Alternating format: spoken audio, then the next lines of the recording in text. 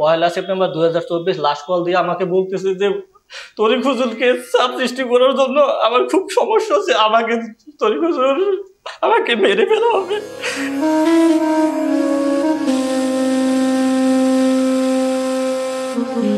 প্রিয় দর্শক, আজকে আমরা একটা ব্যতিক্রমী এবং খুব হৃদয় বিদারক একটি বিষয় নিয়ে এই স্টুডিওতে বসা। যিনি আমাদের পাশে আছেন,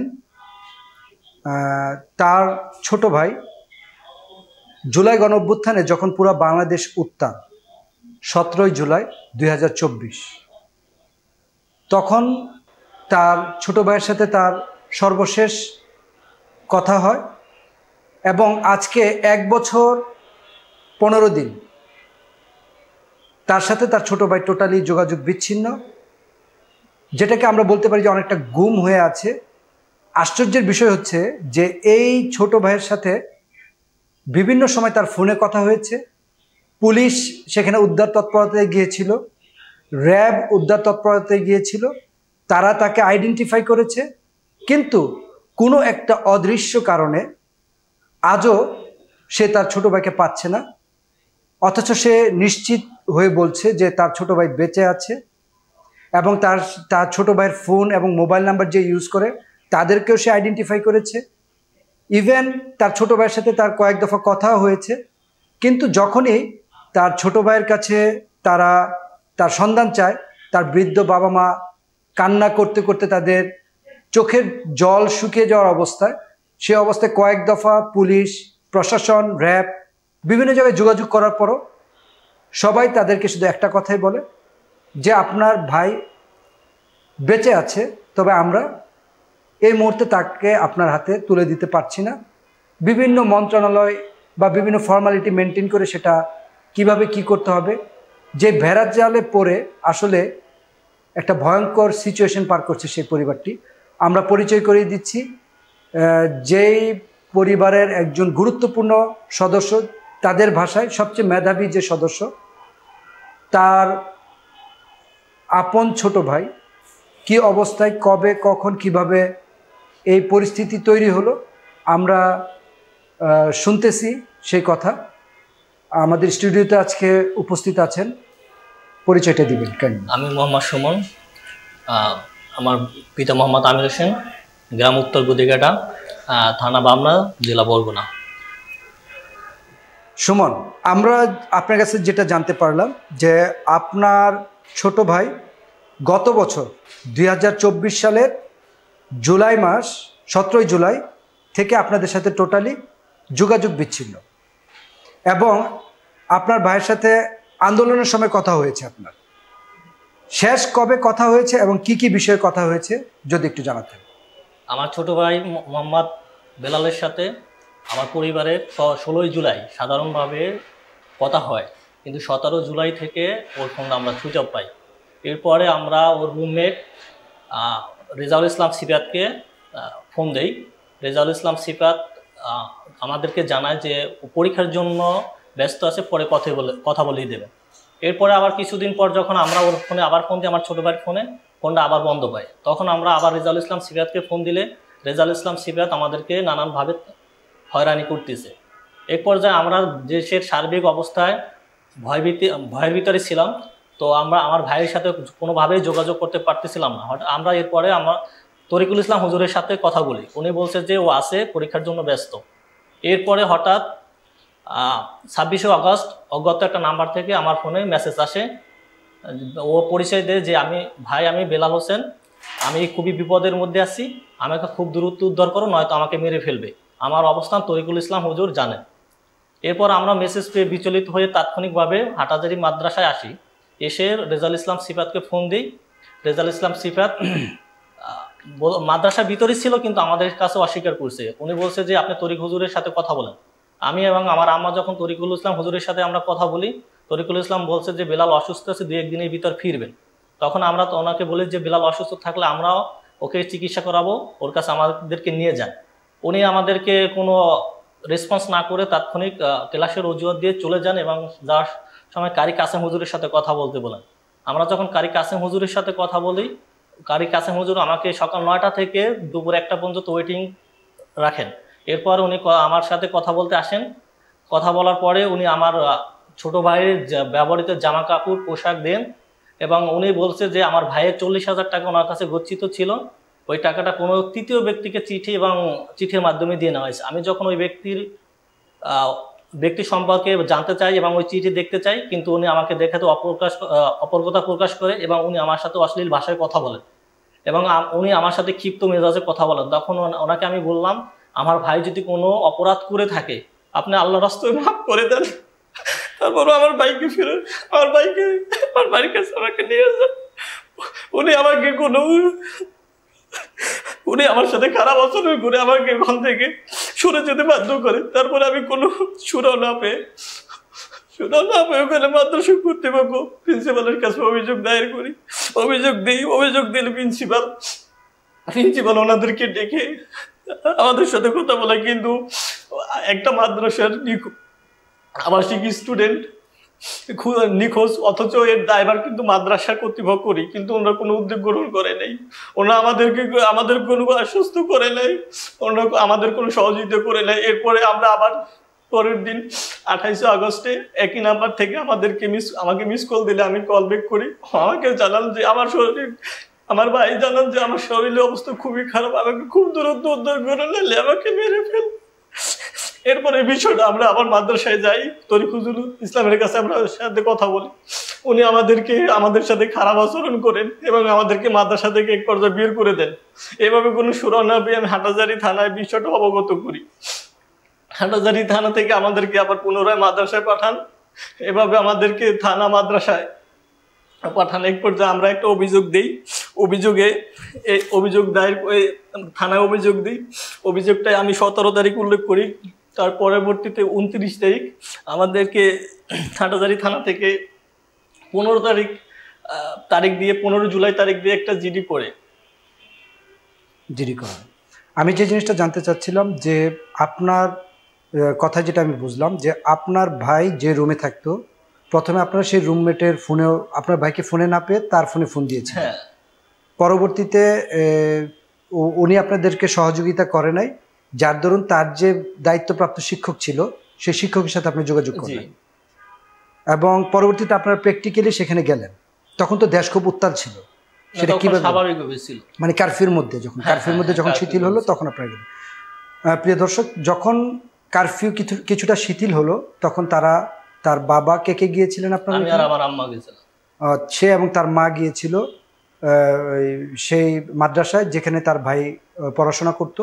সে মাদ্রাসার কর্তৃপক্ষের যে প্রধান, যেটা প্রিন্সিপাল বা তাকে কি বলা হয়, মোহতারিম, তার কাছেও তারা গিয়েছিল। তারা তাকে জানালো যে তারা তার ভাইয়ের ব্যবহৃত কাপড় এবং 40,000 টাকা আপনাকে ফেরত দিল। না, ফেরত দেয় না, তৃতীয় কোনো ব্যক্তিকে দিয়ে 40,000 টাকা নেওয়া হয়েছে, কিন্তু ওর তথ্য প্রমাণ আমাদেরকে দিতে পারে না। মানে 40,000 টাকা আপনাদের কাছ থেকে নিয়েছে? না, আমার ভাইয়ের গচ্ছিত টাকা কারি কাসেমের কাছে ছিল, কারি কাসেম নিজে বলছে আমাদের। আচ্ছা, কিন্তু ওই টাকাটা উনি তৃতীয় কোনো ব্যক্তিকে চিঠির মাধ্যমে দিছে, কিন্তু ওই ডকুমেন্ট আমাকে দিতে পারে না। আর আপনার ভাইয়ের ব্যবহৃত কাপড় আপনাকে দিয়ে দিয়েছে? হ্যাঁ, কাসেম হুজুর আমাকে ব্যবহৃত কাপড় দিছে। আমার প্রশ্ন হচ্ছে যে এই যে কাপড় যে আপনাকে দিল, ব্যবহৃত কাপড় দেওয়ার সময় আপনারা বললেন না যে আমার ভাই কোথায় বা কেন ব্যবহৃত কাপড় দিবেন, সে কি মারা গেছে এরকম কিছু? আমি যখন ওনাকে বলছি যে আপনি ওর কাপড় চোপড় আমাকে দিচ্ছেন, তাহলে আমার ভাই কোথায়, উনি আমার সাথে অশ্লীল ভাষায় কথা বলছে, যেটা আমি এখানে প্রকাশ করতে পারতেছি না। মানে খুব বকা? হ্যাঁ, উনি আমার সাথে রাগান্বিত এমন ভাবে প্রতিক্রিয়া করতেছি, উনি আমাকে আক্রমণ করবে এভাবে আমার সাথে কথা বলছে, মানে মারধর করার জন্য। তখন আমি ওনাকে রিকোয়েস্ট করছি যে ও যদি কোনো ভুল করে থাকে আল্লাহর রাস্তায় মাফ করে দেন, তারপর আমার ভাইকে ফেরত দিন। আচ্ছা, তারপরে তো আপনারা যখন বুঝলেন যে আপনার ভাইয়ের কিছু একটা হয়ে গিয়েছে নাকি, জি, মানে আপনি কি ফিল করলেন? আমাদেরকে তো ও স্পষ্ট বলছে যে আমাকে তরিকুল ইসলাম হুজুর এবং রেজাউল ইসলাম সিফাত পরিকল্পিতভাবে নিয়ে আটকে রাখছে। মানে আপনার ভাইকে এই কথা আপনাকে সরাসরি বলছে? হ্যাঁ, এই কথা আমাকে সরাসরি বলছে। অর্থাৎ আপনার ভাই আপনাকে বলছে যে রেজাউল ইসলাম সিফাত এবং কি আরেকজনের নাম? তরিকুল ইসলাম। তরিকুল ইসলামটা কে? ওখানের শিক্ষক। জি, তারা দুইজন মিলে অপহরণ করে এই কথা কি আপনি পুলিশকে বলেছিলেন? জি। পুলিশ তখন কি বলেছিল আপনাকে? পুলিশ আমাদেরকে পুনরায় মাদ্রাসা পাঠাইছে। আচ্ছা, পাঠানোর পর আমরা আবারও ওখানে যে মুহূর্তে আমি ওনাকে বিষয়টা অবগত করি, ওনাকে বলছি যে একজন আপনাদের আবাসিক স্টুডেন্ট, আপনারা নিখোঁজ, আপনারা আমাদেরকে জানাবেন কি, জানান নাই কেন? ওনারা বলছে যে এটা আমাদের প্রয়োজন মনে করি নাই। আচ্ছা, তারপরে বলছে আপনারা কোনো ব্যবস্থা নেবেন কিনা প্রশাসনকে, ওনারা নিতে রাজি হয় না, যে এটা আমাদের দরকার না, আমাদের প্রয়োজন মনে করি না। মানে প্রশাসনিক কথা বলছে পুলিশ? হ্যাঁ, আমরা প্রশাসনিক ব্যবস্থা নিতে ওনাদেরকে বলছিলাম। আচ্ছা, যে আপনারা প্রশাসনিক কোনো ব্যবস্থা নিচ্ছেন কিনা, না নিতেছেন না কেন? পুলিশ কেন ব্যবস্থা নিচ্ছে না, কি বললো পুলিশ? পুলিশ হাটহাজারী থানার পুলিশ কর্তৃপক্ষ বলতেছে যে আমরা যদি এই কাজটা তরিকুল ইসলাম করছে, ওনারা তথ্য নিশ্চিত ভাবে বলছে যে এটা ওনারা কাজটা করছে, কিন্তু আমরা কি কাজ করছে পুলিশ কি বলছে, যে কি কাজ করছে? যে আপনার ভাইকে এরাই অপহরণ করছে। প্রথমত আমাদের এটা আশ্বস্ত করছে, পরে তারপর বলছে যে আমরা যদি তরিকুল ইসলাম হুজুরকে বা রেজাউল ইসলামকে অ্যারেস্ট করতে যাই তাহলে আমাদেরকে থানা জ্বালিয়ে দেবে, আমাদেরকে মারধর করা হবে। অর্থাৎ বলা চলে যে পুলিশ ভয় পেয়ে গিয়েছে। হ্যাঁ, ভয় পেয়েছে। আচ্ছা, পুলিশ ভয় পেয়ে যাওয়ার পর মানে পুলিশ যেহেতু আপনাকে বলে ফেলছে যে তাদের বিরুদ্ধে অ্যাকশনে গেলে তাদের থানা পুড়িয়ে দিয়ে তাদেরকে মেরে ফেলতে পারে, মারধর করবে, পরবর্তীতে কি আপনারা ঊর্ধ্বতন, এটা তো একটা থানা থেকে একটা একজন পুলিশ বলেছে, ঊর্ধ্বতন কারোর সাথে কি যোগাযোগ করেছে? তারপরে আমরা ওখানে আপনার হাটহাজারী সার্কেল সোহেব আহমেদ খান, উনি আমাদেরকে ডাকছে, ওনার সাথে আমরা কথা বলছি। তো সোহেব আহমেদ খান স্যার বলছেন যে, সোহেব আহমেদ খান কে? উনি সার্কেল এসপি হাটহাজারী। হ্যাঁ, উনি বলছে যে উনি ব্যবস্থা নেবে। আচ্ছা, তারপরে আমাদেরকে জিডি করে 29 তারিখ জিডি করে বিকাল নাগাদ আমাদেরকে ওই নাম্বার লোকেশন ট্র্যাকিং করে আমাদেরকে টেকনাফ থানায় হস্তান্তর করে। আচ্ছা, কিন্তু টেকনাফ থানায় হস্তান্তর করার আমরা 30 তারিখ রাতে ওখানে পৌঁছালে ওখানে দায়িত্বরত কর্মকর্তা এসআই সুদর্শন আমাদেরকে আশ্বস্ত করে যে ওরা ভালো কিছু নিয়ে আসবে। পরের দিন নাম কি আছে? এসআই সুদর্শন। হ্যাঁ, পরের দিন যখন আমরা ওখানে টেকনাফ থানায় ওসি ওসমান গনি স্যারের সাথে কথা বলি, তখন ওসমান গনি স্যার বলেন যে এটা আমাদের কাজ না, হাটহাজারী থানা থেকে আমাদের কোনো রিপোজিশন দেওয়া হয় নাই এবং প্লাস কোনো আয়ু আসে নাই, যার কারণে আমরা কাজটা করতে পারবো না। তারপরে ওখান থেকে আমাদেরকে টেকনাফ থানার যে এসআই সুদর্শন 3-4 দিন আমাদেরকে আশ্বস্ত করে এক পর্যায়ে উনি আমাদেরকে ওই সিডিআর এবং লোকেশন নিয়ে আসতে বলে। আমরা হাটহাজারী থানা থেকে, এটা কোন মাসের কথা? এটা আপনার আগস্ট মাসে, আগস্ট 2024, মানে যে মাসে আপনার ওই 5ই আগস্টের পর। হ্যাঁ, আচ্ছা। তারপরে আমরা লোকেশন এবং সিডিআর নেওয়ার পরে তখন উনি আমাদেরকে তড়ি করে আপনার একটা সিএনজি ডেকে রোহিঙ্গা ক্যাম্প 6-তে প্রেরণ করে। আচ্ছা, তখন আমরা রোহিঙ্গা ক্যাম্পে 6-তে গিয়ে ওখানে এপিবিএন এর সাথে কথা বলি। এপিবিএন আমাদেরকে বলছে যে আমাদের কাছে কোনো ডিভাইস নেই, কাজটা আমাদের না। এর ফাঁকে আমি টেকনাফ র্যাব ক্যাম্পে অভিযোগ দিই। আচ্ছা, র্যাব ক্যাম্পে অভিযোগ দিলে র্যাব ওখানে জানান যে আপনাদের আয়ুর সশরীরে আমাদের এখানে আসতে হবে, নাইলে আমরা কাজটা আসলে করতে পারতেছি না। আচ্ছা, র্যাব বলতেছে? হ্যাঁ, র্যাব বলছে। তারপর আমরা টেকনাফ যে হেডকোয়ার্টার্স র্যাব 15 ওখানে অভিযোগ দিই, সে একই কথা বলছে যে আপনাদের আয়ু আসতে হবে, কিন্তু আমাদের আয়ু এসআই আরিফউদ্দিন কোনোভাবেই যেতে চাচ্ছে না। মানে কেন মনে হচ্ছিল সে যেতে চাচ্ছে না? আমরা অনেক রিকোয়েস্ট করছি, উনি বলতেছে আপনার ভাই আপনি যান, আমি কেন যাব? অথচ উনি এই জিডির দায়িত্বপ্রাপ্ত ছিলেন, উনি এটার দায়িত্ব ওনার নিজেরই ছিল, কিন্তু উনি কোনোভাবেই যেতে রাজি হয় না। এক পর্যায়ে আমরা কোনো সুরাহা না পেয়ে ওখান থেকে আবার হাটহাজারীতে আসি। হাটহাজারীতে আসার পর হাটহাজারী থানায় আমরা যখন কথা বলি, এসআই আরিফউদ্দিন আমাদের সাথে মিসবিহেভ করে। আচ্ছা, মিসবিহেভ করার পর মানে কি কেন মিসবিহেভ করে? উনি বলতেছে যে আপনার ভাইকে ভর্তি করাইছেন, আমাদেরকে জিজ্ঞাসা করে ভর্তি করাইছেন কিনা, আমরা কেন এই কাজটা করব? তারপরে আমরা অনেক রিকোয়েস্ট করি, এক পর্যায়ে উনি এসে তারপরে একই সেপ্টেম্বর আমার ভাই লাস্ট কল দিছে যে আমার তরিক হুজুরকে 1 সেপ্টেম্বর 2024। হ্যাঁ, এটাই last call. 1 September 2024 last call দিয়ে আমাকে বলতেছে যে তরিক হুজুরকে চাপ সৃষ্টি করার জন্য আমার খুব সমস্যা হচ্ছে, তরিক হুজুর আমাকে মেরে ফেলা হবে, আমার দাবি তো ছেড়ে দাও, আমি মনে আর বাঁচব। এরপর থেকে আমার বাড়ির সাথে আর যোগাযোগ করতে পারিনি। আজকের 1 বছর 15 দিন হওয়ার সত্ত্বেও আমার বাড়ির সাথে আর যোগাযোগ করতে পারি তরিক হুজুরকে চাপ সৃষ্টি করার জন্য। লাস্ট কর্তা আমাদের সাথে এটাই বলছে যে ভাই তরিক হুজুরকে চাপ সৃষ্টি করার জন্য আমাকে মারধর করা হচ্ছে, আমাকে মেরে ফেলবে, তোমরা আমার দাবি তো ছেড়ে দাও। তারপর আমরা এই বিষয়টা হাটহাজারী থানায় জানাই, কিন্তু হাটহাজারী থানা থেকে আমাদের কোনো সহযোগিতা করে না। 1 বছর হাটহাজারী থানার দায়িত্বরত এসআই আরিফউদ্দিন বলছে যে ও সার্কেল এসপি হাটহাজারী সার্কেল, উনি এই মামলাটা তদন্ত বন্ধ করে দেওয়ার জন্য বলছে। এটা কে বলছে? এটা বলছে আরিফুদ্দিন, এসআই আরিফুদ্দিন বলছে যে সার্কেল এসপি এই সার্কেল মামলাটা এসপি মামলাটা তদন্তভার বন্ধ করে দিতে বলছে। তো আমরা জিজ্ঞাসা করছি আমার ভিকটিম তো এখনো উদ্ধার হয় নাই, কেন তদন্ত বন্ধ করে দিবে? আমরা সার্কেল এসপির সাথে দেখা করার জন্য রিকোয়েস্ট করছি, কিন্তু উনি আমাদের কোনোভাবে সার্কেল এসপির সাথে দেখা করতে দেয় নাই। তারপরে আমি এখানে মামলা করতে চাচ্ছি, কিন্তু কোনোভাবে আমাকে মামলা নেয় নাই। এক পর্যায়ে আমি ওখানে আবার কক্সবাজারের পুলিশ সুপার জসিমউদ্দিন চৌধুরী স্যারের কাছে আমি যাই যে স্যার এরকম আপনাদের এখানে আমার ভাই একটা অপহরণ হয়েছে, আপনারা কোন ব্যবস্থা একটু নেন। তখন উনি বলছে, উনি একদম ডিবিকে দায়িত্ব দিচ্ছে, ডিবি বলছে আপনাদের আয়ু যদি না আসে আমরা আসলে কাজটা করতে পারবো না, কিন্তু আমাদের আয়ু কোনোভাবেই যেতে চায় না। শুধু ওখান থেকে হাটাজারি থানার অবস্থার কারণে আমার ভাইটাকে উদ্ধার করা আজ পর্যন্ত সম্ভব হয়নি। তারপরে আমি আবার আসি ওখানে, এসি চট্টগ্রাম পুলিশ সুপারে অর্থ প্রশাসন এডিশনাল এসপির সাথে স্যারের সাথে আমি আবার স্যারের কাছে যাই। স্যারে আবার থানাকে বলে, কিন্তু তারপরে কোনো কাজ হয় নাই। এক পর্যায়ে আমাদের থানা থেকে কোনোভাবে কোনো সমাধান না দিয়ে আমাদেরকে ওখানে সবকিছু আমাদের কার্যক্রম বন্ধ করে দেয়। এরপর আমরা আর কোনো উপায় না পেয়ে অনেক মাদ্রাসায় আবার যাই, তরিকুল ইসলাম হুজুরের সাথে কথা বলি। তরিকুল ইসলাম হুজুর ওখানে স্টুডেন্টদেরকে আমাদের উপরে একটা ফোর্স করার জন্য, উনি একটা আক্রমণ করার জন্য তৈরি করছিল। আমরা কোনোভাবে ওখানে, আমি আমার বাবা কোনোভাবে ওখান থেকে বেশি ফিরছি। তারপর উনি আমাদের সাথে অনেকভাবে খারাপ আচরণ করছে। আমরা জিডি করার পরে আমাদেরকে নানানভাবে হুমকি ধুমকি দিচ্ছে, আমাদেরকে মেরে ফেলা হবে। আমাদের কেন জিডি করছি, জিডি তুলে নেওয়ার জন্য আমাদেরকে নানান হুমকি ধুমকি দিচ্ছে। এটা কে হুমকি দিয়েছে? তরিকুল ইসলাম। তরিকুল ইসলাম দেওয়া হয়েছে অন্যান্য অজ্ঞাত নাম্বার থেকে। কেন আমরা ওনাদের নামে জিডি করছি এই জন্য আমাদেরকে অনেক হুমকি দিচ্ছে। আমার বাসার নাম্বারে ফোন দিয়ে আমাদেরকে হুমকি দেওয়া হয়েছে।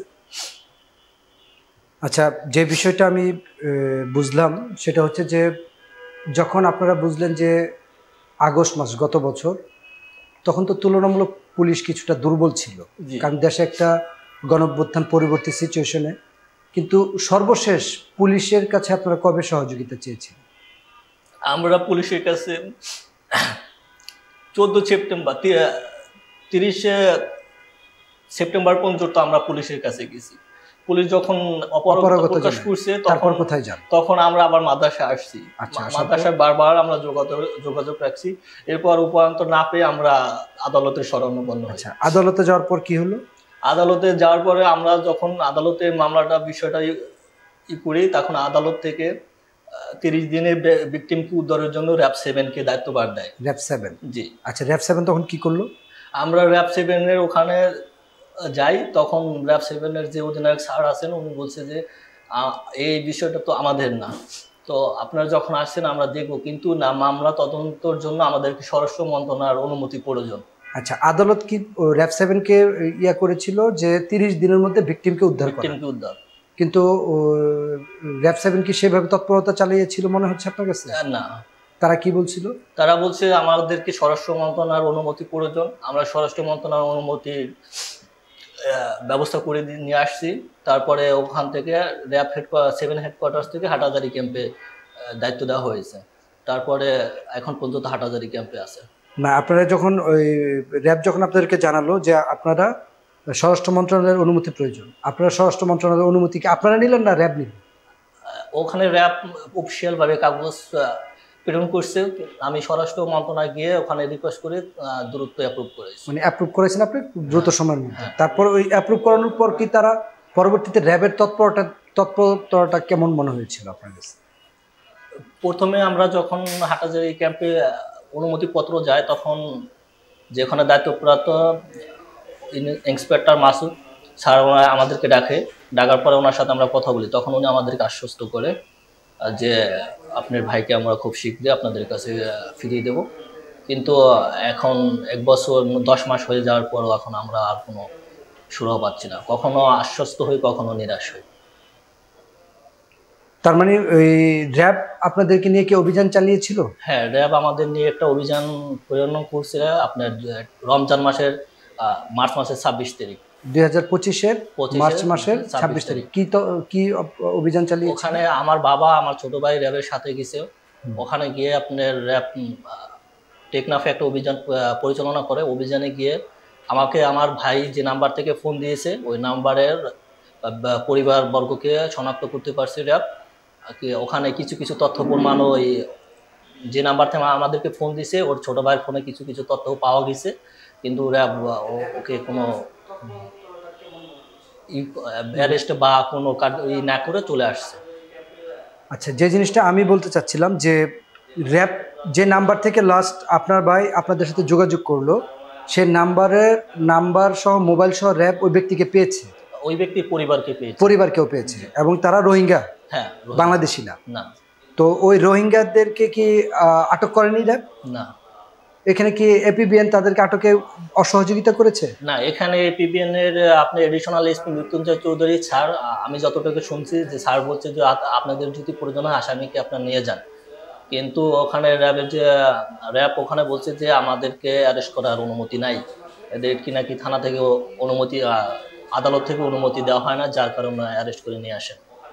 তার মানে র্যাব ওই যার মোবাইল থেকে আপনার ভাই সর্বশেষ যোগাযোগ করেছিল তাকে পেয়েছে, তার পরিবারকেও পেয়েছে, এবং ওই আমরা জানি যে রোহিঙ্গা ক্যাম্পে এপিবিএন আইন শৃঙ্খলা রক্ষার দায়িত্বে থাকে, সে রোহিঙ্গা ক্যাম্পের এপিবিএনও র্যাবের সাথে কোঅপারেট করে বলছে যদি আসামির প্রয়োজন হয় তাহলে আপনারা আসামি নিয়ে যান, কিন্তু তারপরে র্যাব তাদেরকে নিয়ে আসেনি।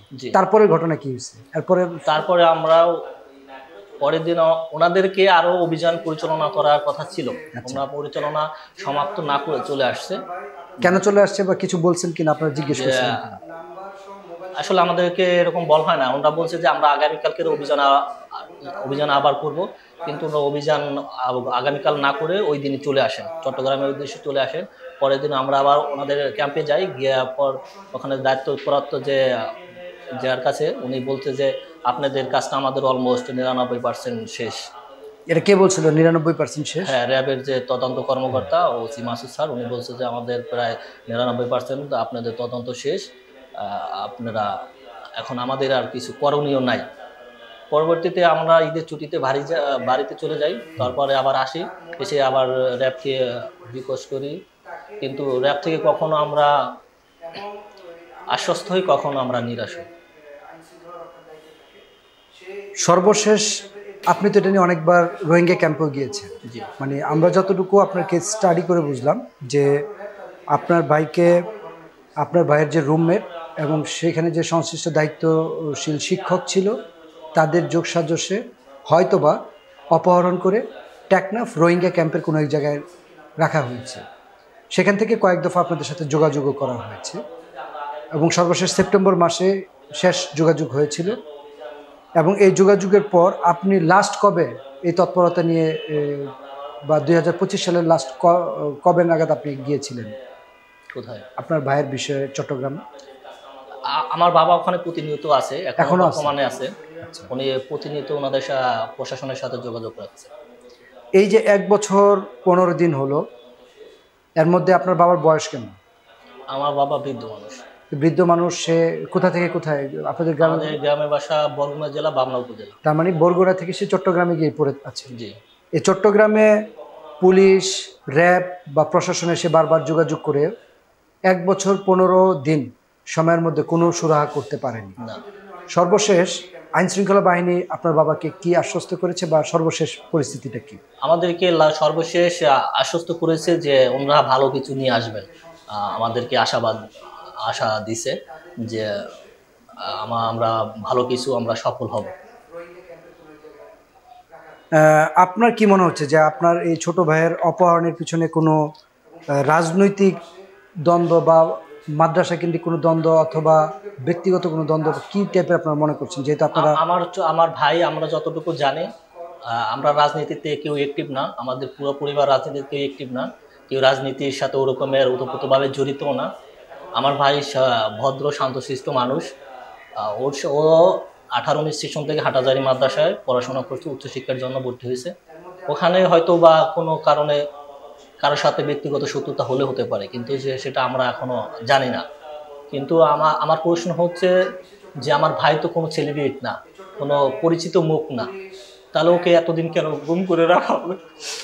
আমি শুধু একটু কথা বলতে চাই, আমার ভাইয়ের আসামি ওখানে উপস্থিত, আমার ভাইয়ের মোবাইল ব্যবহার করতেছে তরিক হুজুর, রেজাউল ইসলাম শিপা, ওরা আমার ভাইয়ের মোবাইল ব্যবহার করতেছে। আসামি উপস্থিত, প্রমাণ সাক্ষী আছে। যে নাম্বার থেকে আমাদেরকে ফোন দেওয়া হয়েছে ওই নাম্বারের পরিবারবর্গ প্লাস ওই নাম্বারকে শনাক্ত করতে হচ্ছে। সব থাকা সত্ত্বেও আমার ভাইকে কেন উদ্ধার করা হচ্ছে না? এই যে তরিগুলো, এই যে আমার ভাই, এই যে অনেক কষ্ট নিয়ে আমার ভাই ক্যাটাগরি মাদ্রাসা ভর্তি করেছিলাম। আমি তো ব্যক্তিকে তরিকুল ইসলাম হুজুর আর রেজাউল ইসলাম শিপা, তাদের ছবি কি আপনার সাথে আছে? এই যে আমার কাছে ওদের ছবি আছে। এই যে রেজাউল ইসলাম শিপা আমার ভাইয়ের চেয়ে 13 বছরের সিনিয়র, কিন্তু আমার ভাইয়েরই বন্ধু ভাই। তরিকুল ইসলাম হুজুর আমার ভাইয়ের ঘনিষ্ঠ একজন শিক্ষক, কিন্তু আমার ভাই ওর জন্য অনেক কিছু করছে। গ্রাম থেকে ওনার জন্য সব সময় ভালো ভালো খাবার নিয়ে যেত, ওনাকে আপ্যায়ন করতো, কিন্তু উনি আমাদেরকে, আমার ভাইকে এভাবে করবে আমরা কোনোদিন কল্পনাও করতে পারি নাই। কারি কাসেম, এই যে কারি কাসেম যিনি আমার সাথে অশ্লীল ভাষায় কথা বলছে, আমার ভাইয়ের জামা কাপড় দিচ্ছে, কিন্তু আমার ভাইয়ের সম্পর্কে উনিও জানে, কিন্তু আমাদেরকে কোনো করতেছে না। এই যে লোক ইনি আমার ভাইয়ের ফোন ব্যবহার করতেছে, উনি আমার ভাইয়ের এখনো ব্যবহার করতেছে। জানাজানির পরে ওরা মোবাইলটা সুইচ অফ করে দিছে। এই যে লোক আমার ভাইয়ের ফোন ব্যবহার করতেছে, আর তরিক হুজুর আমার ভাইয়ের ফোন ব্যবহার করতেছে।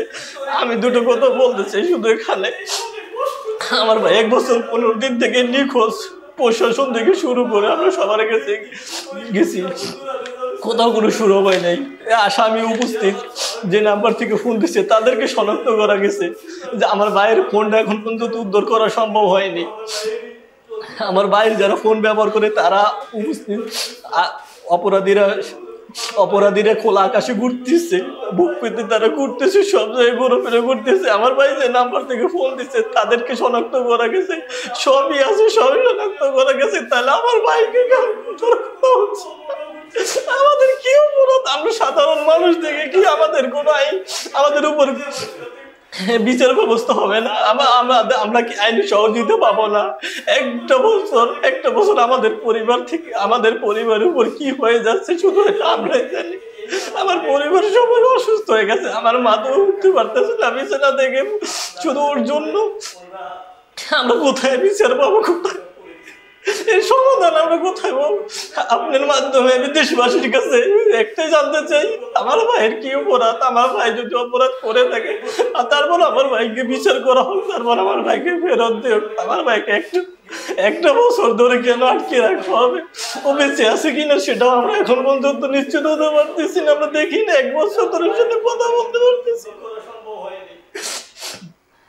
আমরা স্বরাষ্ট্র উপদেষ্টা, প্রধান উপদেষ্টার দৃষ্টি আকর্ষণ করি আমার ভাইকে যাতে তুরন্ত আমাদের কাছে ফিরে যেতে, আমরা স্বাভাবিক জীবনে ফিরতে চাই, আমরা স্বাভাবিক জীবন যাপন করতে চাই।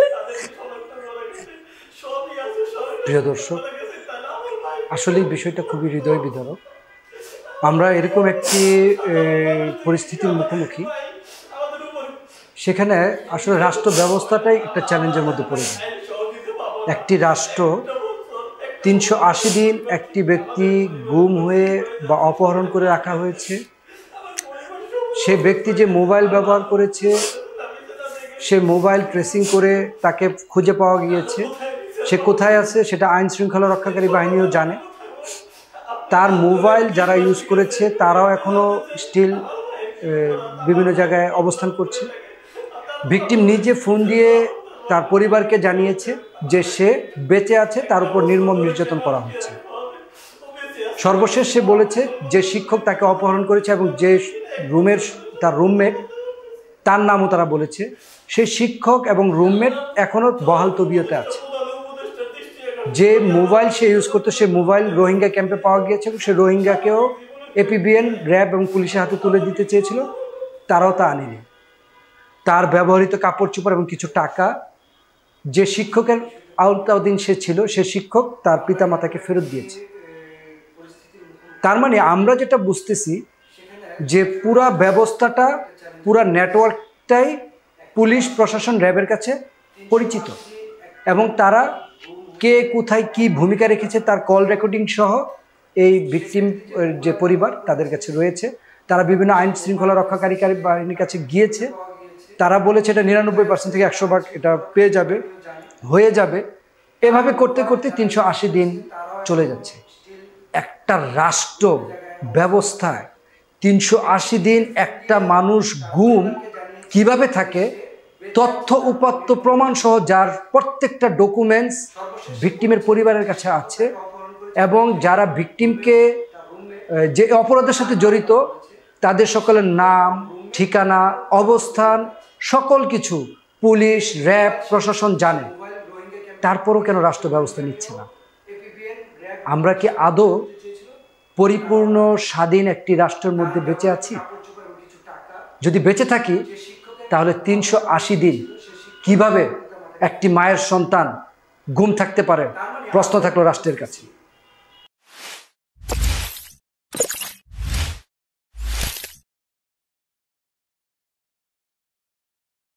কে কোথায় কি ভূমিকা রেখেছে তার কল রেকর্ডিং সহ এই ভিকটিম যে পরিবার তাদের কাছে রয়েছে।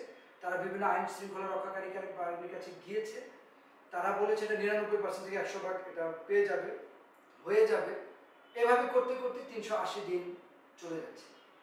একটা রাষ্ট্র ব্যবস্থায় 380 দিন একটা মানুষ গুম কিভাবে থাকে, তথ্য উপাত্ত প্রমাণ সহ যার প্রত্যেকটা ডকুমেন্টস ভিকটিমের পরিবারের কাছে আছে, এবং যারা ভিকটিমকে যে অপরাধের সাথে জড়িত তাদের সকলের নাম, ঠিকানা, অবস্থান, সকল কিছু পুলিশ, র্যাব, প্রশাসন জানে।